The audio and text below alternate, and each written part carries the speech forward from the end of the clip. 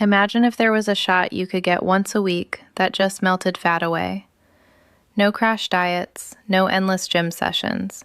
Just a little injection, and suddenly the biggest health crisis in the developed world, something doctors have tried to fix for decades, starts to look a lot less hopeless. Sounds like science fiction, right? But it's real. It's sitting in pharmacies right now, and it was discovered almost by accident. The thing is, this so-called miracle drug has a side most people don't want to talk about. There are some uncomfortable truths here, stuff that changes how we look at health, weight loss, even what it means to want something. Today, we're jumping into the world of Ozempic, Wegovy, Mounjaro, and the rest of these drugs that have exploded in popularity. We'll get into the science behind them, how they were discovered, the jaw-dropping results people are seeing, and the messy reality that gets left out of all those shiny ads. By the end, you'll see why some folks call them a miracle and others call them dangerous, and why the real story is way more complicated than what you see in the headlines. Let's start with a number that pretty much says it all. 40%. That's the percent of American adults who are officially obese. Not just overweight, obese. Another 30% are overweight. Add that up, and you're looking at more than 70% of adults carrying more weight than's considered healthy. And it's not just the US. The UK, Canada, Australia, most of Europe, they're all facing the same problem. We're literally the heaviest humans who've ever lived. Doctors and scientists have tried to fight this for years. Diets don't work for most people. Exercise routines fizzle out. Willpower only gets you so far. Surgery can help, but it's expensive, risky, and honestly, a last resort. Then, almost out of nowhere, a drug that was meant for something else entirely turned out to be the most effective weight loss tool anyone had ever seen. The story actually starts with a lizard. Seriously. Back in the 1980s, scientists studying the Gila monster, a chunky, venomous lizard from the American Southwest, found a hormone in its saliva that helped control blood sugar. They called it Exendin 4. What made it special? It kicked the body into making insulin, but only when blood sugar was high, which meant it could lower blood sugar without the risk of it dropping too low and causing scary stuff like confusion or fainting. Meanwhile, other researchers were looking at a hormone called GLP-1, glucagon-like peptide 1, in humans. GLP-1 does a bunch of things.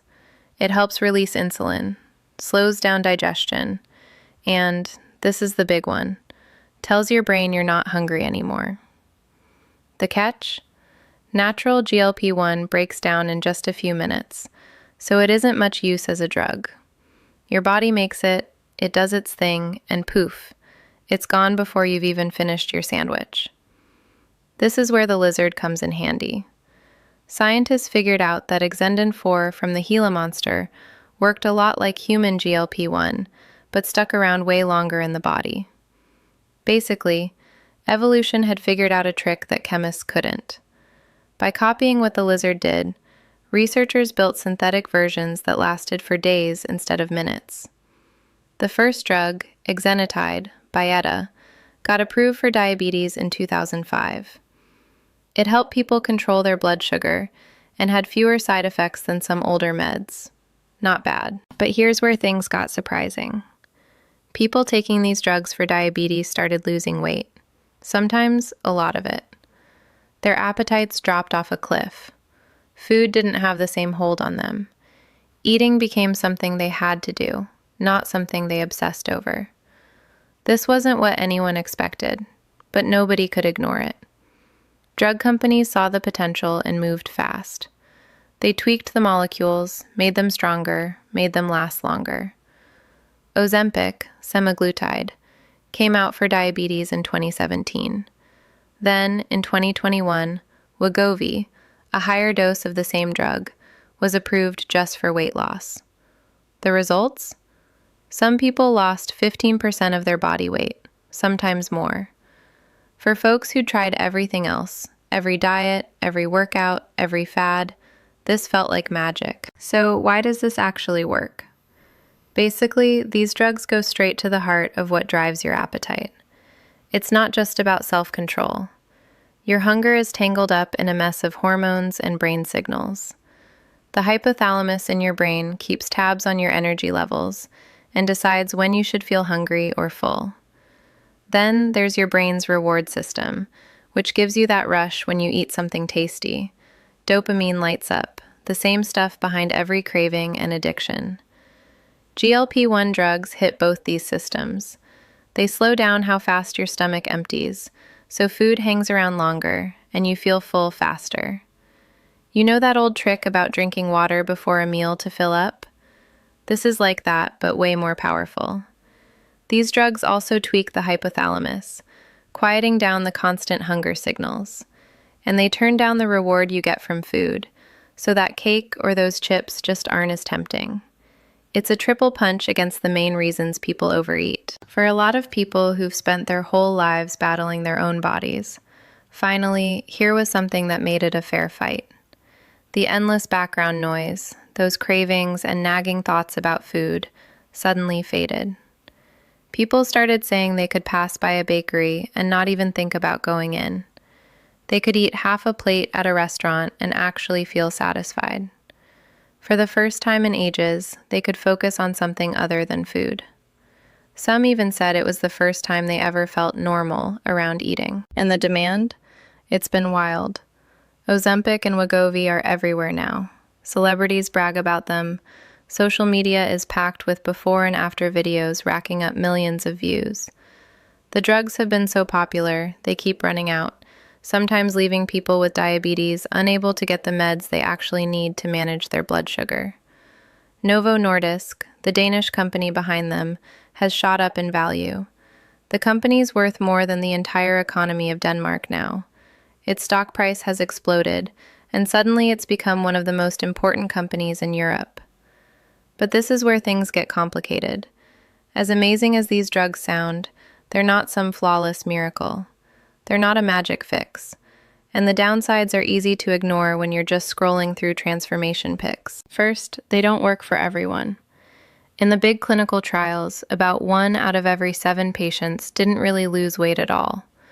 They took the drug, put up with the side effects, and nothing changed.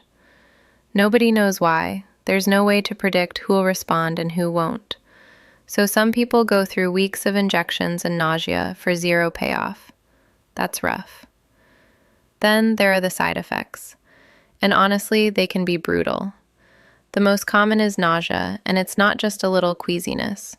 For some, it's constant and intense, like you're on the edge of throwing up for weeks. On top of that, patients report vomiting, diarrhea, constipation, stomach pain, and even gastroparesis, where your stomach just stops moving food along. That can mean hours or even days of food just sitting there, causing pain and bloating. Some people end up in the ER with dehydration from nonstop stomach problems. There are scarier risks too. Pancreatitis, dangerous inflammation that can become life-threatening. Gallbladder disease, sometimes bad enough to need surgery. There's a type of thyroid tumor seen in animal studies, so if you've got a family history of certain thyroid cancers, doctors say to steer clear. And honestly, there are still a lot of question marks about long-term risks like kidney problems. We won't have the full story for years. And then there's the last, tough reality. If you stop taking the drug, most of the weight comes right back. Not just a little bit, most of it. In studies, people who stop semaglutide gained back about 2/3 of the weight they'd lost within a year. The hunger returned. The cravings came roaring back. The biology that drives eating didn't just fade away. So for most people, this isn't some quick fix or short-term diet. It's a long-term, maybe even lifelong commitment. Take a second and let that sink in. We're talking about a lifetime of weekly shots, side effects that stick around, medication bills that can hit hundreds, even thousands, every single month. And all along, you're left wondering what happens to your body years down the line. Stop the meds for a while, and you're right back where you started. Except now you've spent a fortune and put yourself through the ringer for nothing that lasts. This isn't a cure. It's just a way to manage things. Here's the fourth tough truth. No one really knows what these drugs do to people over the long haul. They've only been widely used for a few years. We have no idea what happens if someone takes them for decades. Maybe there are long-term effects on the pancreas, thyroid, gut, or brain. Maybe they rewire the brain's reward system in ways we can't even guess at. We don't know if they raise your risk for certain cancers or other diseases years down the road. Right now, it's basically a giant, uncontrolled experiment with millions of people as the subjects, and we won't see the outcome for at least another decade. The fifth uncomfortable truth: who actually gets these drugs and who doesn't? They're expensive. In the US, Ozempic can cost more than $1,000 each month if you don't have insurance. Even with insurance, the copays can be rough. So, the people who can afford them are usually those who already have it better. Better food, access to gyms, decent healthcare, less stress. The folks who need the most help, those stuck in food deserts, juggling multiple jobs, no insurance, living with chronic stress, are often the ones left out. Then there's the whole off-label use thing. Celebrities and rich folks who just want to shed a few pounds before a photo shoot or movie role are snapping up these drugs. That leads to shortages for people with diabetes who actually need them to keep their blood sugar in check and avoid serious complications. It's a pretty clear sign. The medical system tends to put the wants of the wealthy ahead of the needs of the sick, and you can see it happening right now. Truth number 6 is about what these drugs are doing to the way we look at bodies. We're already starting to see a new kind of body shaming, aimed at people who aren't on the meds, as if they just don't have the willpower to fix themselves. There's this weird moral judgment creeping in, like choosing not to take a drug with big side effects and unknown risks somehow makes you weak.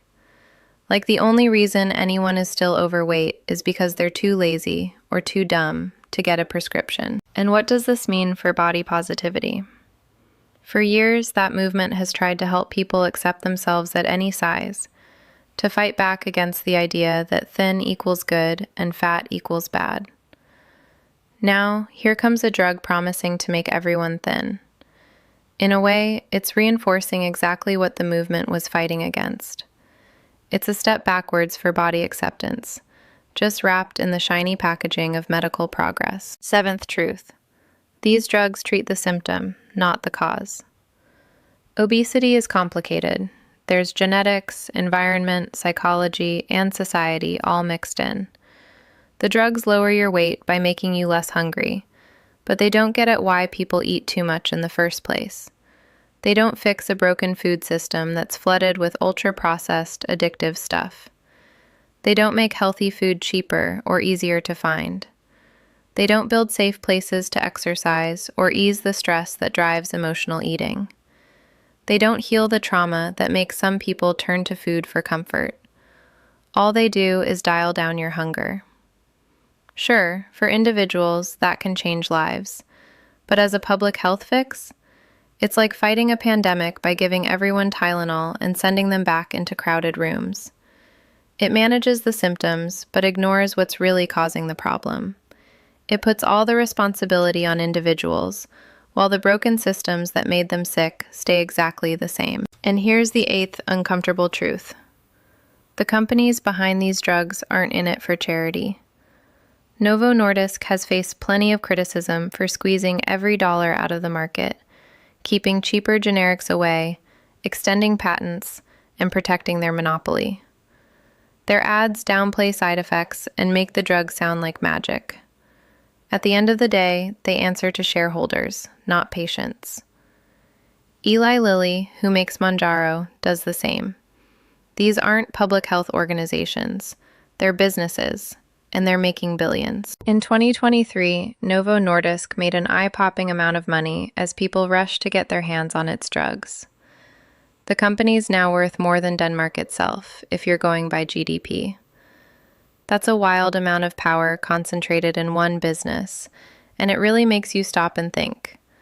What happens when a single company holds the keys to medicine that millions of people depend on? Here's the 9th uncomfortable truth. What happens if everyone goes on these drugs? We're already seeing the ripple effects. Food companies are anxious. If millions start eating less, that's billions wiped off their bottom lines. Restaurants are sweating, worried their dining rooms will empty out. The diet industry? They're scrambling, trying to reinvent themselves around these new drugs after decades of cashing in on failed weight loss attempts. The whole economy is shifting in ways we're only starting to notice. Think about it. What happens to farmers if nobody's buying as much food? What about gyms and trainers if people just shed pounds without breaking a sweat? Even clothing brands could get caught off guard if body shapes across the country start changing. These aren't just side issues. They're the kind of changes that can shake up whole industries and cost millions of jobs. The 10th uncomfortable truth gets personal. It's about what it actually feels like to lose weight this way. A lot of people say they lose more than just pounds. They lose the pleasure of eating. Meals turn into chores. The comfort of your favorite foods, the joy of a great dinner with friends, that sense of connection over the table, it all fades. Some folks even describe a kind of emotional numbness. Food stops making you happy, but nothing else really fills that space. It's like everything gets quieter. For people who've battled their weight forever, who've been haunted by cravings and food obsession, maybe it's worth it. But let's be honest, it's still a trade. You're swapping one experience of life for another, and it's not all upside. People should go into it with their eyes wide open, knowing both what they're getting and what they're giving up. And then there's the question of identity. For a lot of people, their weight has been a big part of who they are. Sometimes a source of pain, sometimes just a fact of life. When that's gone, it can be disorienting. Who are you if you're not the fat one anymore? How do you handle people suddenly treating you differently? Some people say they feel invisible in a new way, or that the attention they get now is just as hard to deal with. It's complicated. The 11th uncomfortable truth? Pressure. As these drugs become more common, people who choose not to take them could start feeling it.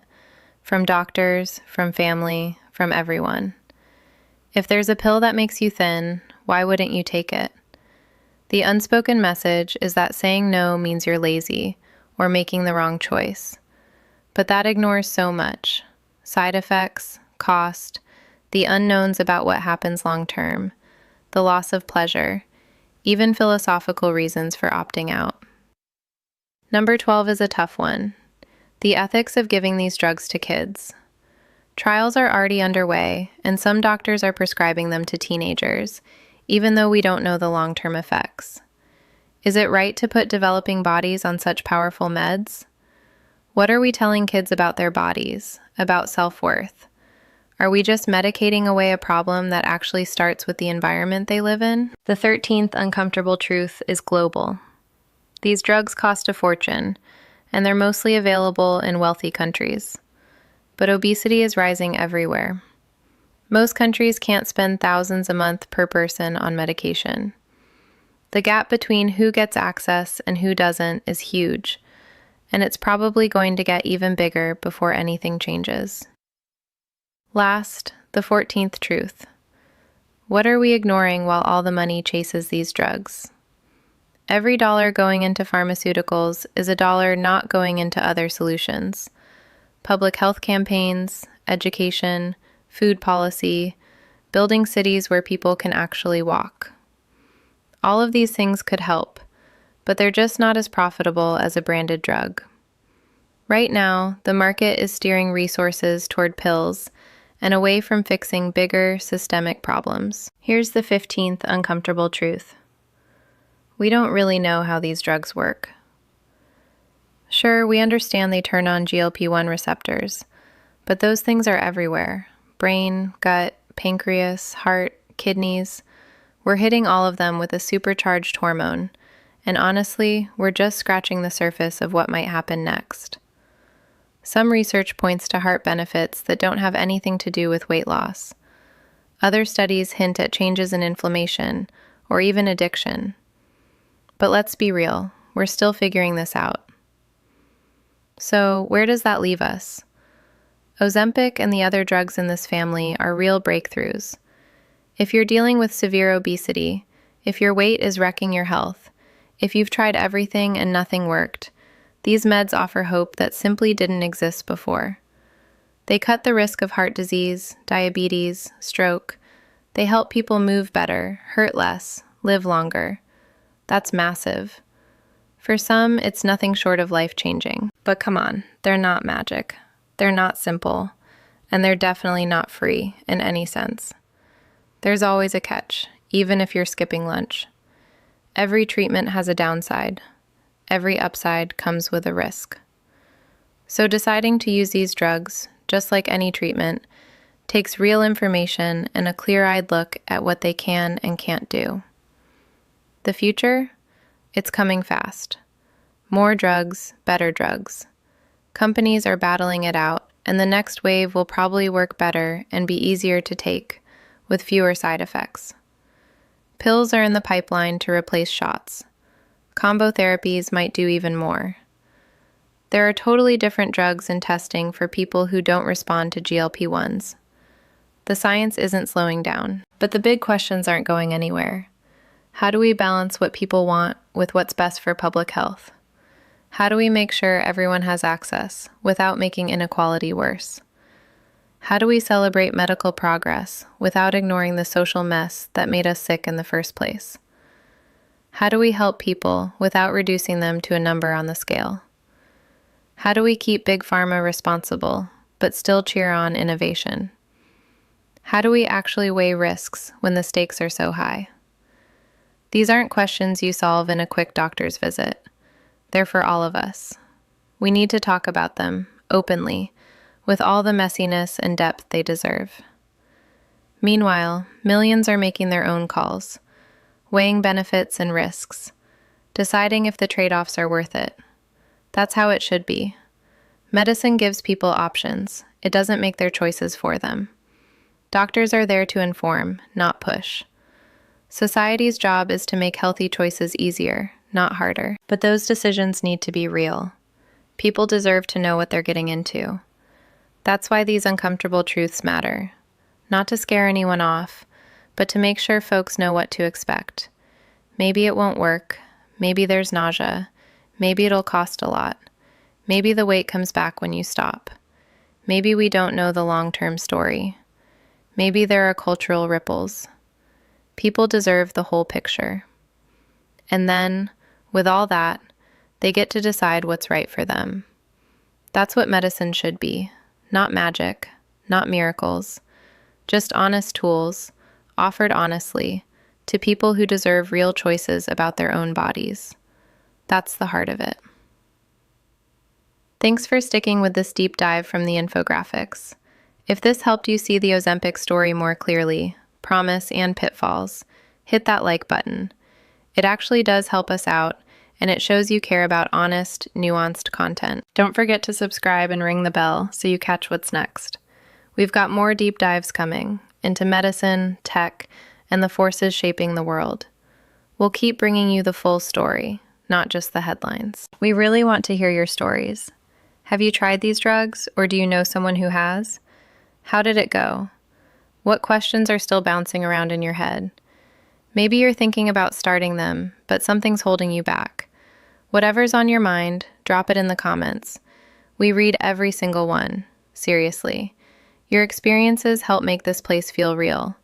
You never know, your story could be just what someone else needs. And if you know someone considering Ozempic, share this video with them.